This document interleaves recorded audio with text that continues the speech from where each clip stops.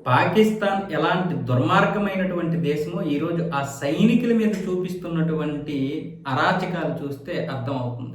ఒక దయలేనటువంటి పరిస్థితుల్లో ఒక ఈగోయిస్టో మరి లేకపోతే వాళ్ళ మూర్ఖులో ఎలాంటి మూర్ఖులో చూడండి.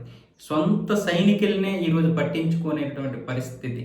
బలోచిస్తాన్లో ఉన్నటువంటి ఈ బలోచిస్తాన్ లిబరేషన్ ఆర్మీ ఉంది కదా, ఆ ఆర్మీ చేతిలో 7-8 మంది పాకిస్తాన్ సైనికులు ఉన్నారు. ఎందుకు ఉన్నారంటే బలోచిస్తాన్ లిబరేషన్ ఆర్మీ చేపట్టినటువంటి హెరాఫ్ అనే ఒక ఆపరేషన్ ఉంది కదా, ఈ ఆపరేషన్లో బలూచిస్తాన్ లిబరేషన్ ఆర్మీకి చెందినటువంటి మిలిటెంట్లు పాకిస్తాన్ ఆర్మీకి దొరికిపోయారు.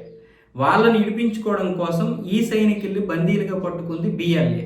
దాంతో సైనికులు మార్పిడి చేసుకుందామని ఫిబ్రవరి 22వ తారీఖు అంటే ఆదివారం వరకు గడువు ఇచ్చింది.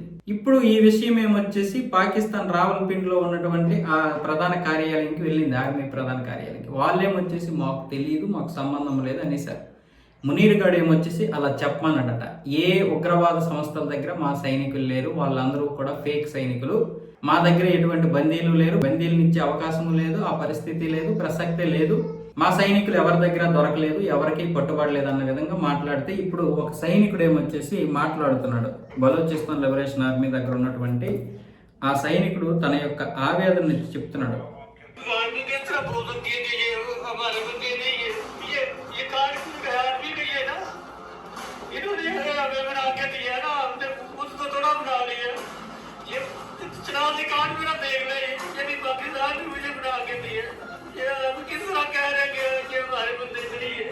ఇలాంటి పరిస్థితుల్లో ఈరోజు పాకిస్తాన్ ఉంది. ఆ వీడియో చూశారు కదా, పాపం అతడు మొత్తుకుంటున్నాడు.